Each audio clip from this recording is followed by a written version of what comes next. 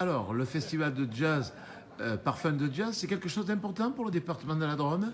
Festival de jazz, Parfum de Jazz a 20 ans et la longévité, évidemment, démontre le bien fondé de cet itinéraire, de ce festival itinérant qui circule dans les villes et les villages de la Drôme provençale. Alors oui, amener la culture dans nos villages, c'est important.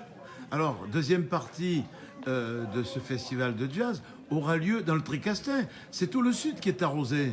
Alors, des baronnies au Tricastin, il n'y a qu'un pas.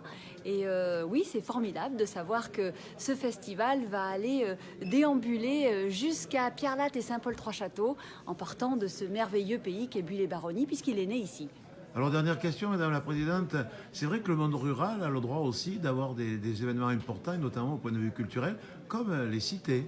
Évidemment, et quand je vois que ce soir, il y a 300 personnes réunies pour écouter ce concert, je me dis que, et c'est une évidence, que le jazz a toute sa place et la culture a toute sa place dans notre arrière-pays. Merci beaucoup, Madame la Merci. Présidente.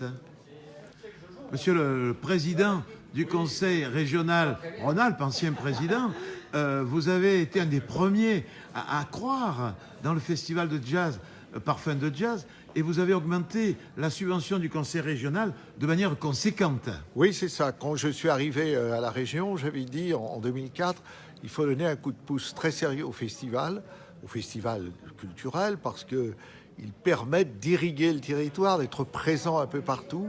C'est une formidable moyen de mobilisation. Et ici, dans la Drôme, il y avait plusieurs festivals qui le méritaient, je pense notamment à Sous Chante Mozart, mais aussi à Parfum de Jazz, parce que dans ce territoire des baronnies, auquel nous avions aussi le projet d'un parc régional des baronnies, il a fallu plusieurs années, beaucoup d'épisodes pour le créer. Parfum de Jazz, c'était à travers tous les territoires l'occasion de faire vivre la musique, de faire vivre la création, avec une exigence artistique, une exigence professionnelle. Et pas simplement faire la fête au village, ce qui peut avoir son intérêt, mais qui ne relève pas de la région, mais vraiment d'enraciner un festival qui reposait sur aussi le fait qu'Alain Brunez était fortement engagé. Je le connaissais, je l'avais connu auprès de Jacques Lang, et qu'il avait ce talent de musicien, mais d'animateur d'équipe, de celui qui se projette, de visionnaire, et puis d'amoureux des baronnies. Alors pendant vos mandats, vous avez fait beaucoup pour la culture en général et vous êtes devenu un fidèle du festival de jazz. Il y a déjà quelques jours que vous êtes là et c'est pas la première fois. Non, c'est pas la première fois. Moi, je suis venu il y a 3 ans. Puis j'ai dit, cette année c'est les 20 ans, c'est un bon moment. J'ai plus de responsabilité en tant que président, je suis simplement conseiller régional, mais je voulais marquer à la fois l'amitié, la reconnaissance, l'intérêt pour ce pays des baronnies. Et puis ces bons moments qu'on passe, parce que le festival, ce sont des concerts. Le soir, c'est des occasions de rencontre, de convivialité, d'amitié, de parcours dans ce beau pays. Et pour moi, c'est l'occasion de venir ici sans responsabilité, sans fonction, mais avec la passion, le cœur, pour rencontrer une équipe très généreuse qui est là présente pour le festival. Merci Jean-Jacques Kéran, ancien président du Conseil régional Rhône-Alpes. Merci beaucoup. Merci. Alors Sébastien Bernard, maire de Buis, la partie baronnie de Parfum de Jazz, festival de jazz est terminée. On a vécu une semaine fantastique. Alors Sébastien, quel est ton sentiment? Fabuleuse semaine, cette 20e édition sous l'égide de la jambe féminine a été une nouvelle fois exceptionnelle, particulièrement exceptionnelle.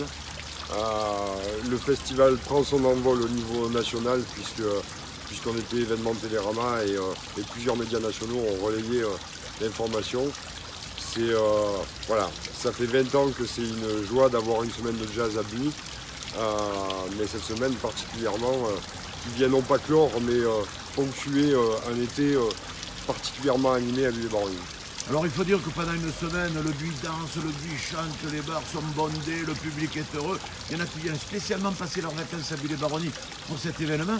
Je suppose que pour Buis-les-Baronnies, c'est quelque chose économiquement de très important. C'est vital.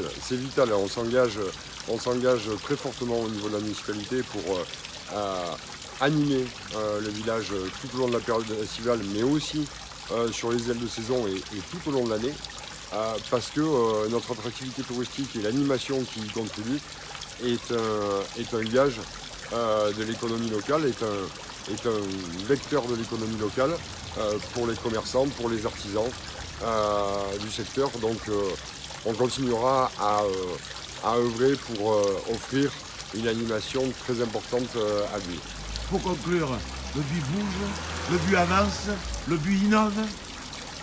Oui, le Buis essaye de se développer toujours et encore. On essaye de travailler à l'aménagement du village pour le rendre à la fois agréable à vivre, mais aussi dynamique sur le plan touristique et sur le plan économique globalement. Merci Sébastien. Merci. Alors Alain Brunet, qui est le grand organisateur de ce festival. Ouf, quelle semaine Alain Brunet!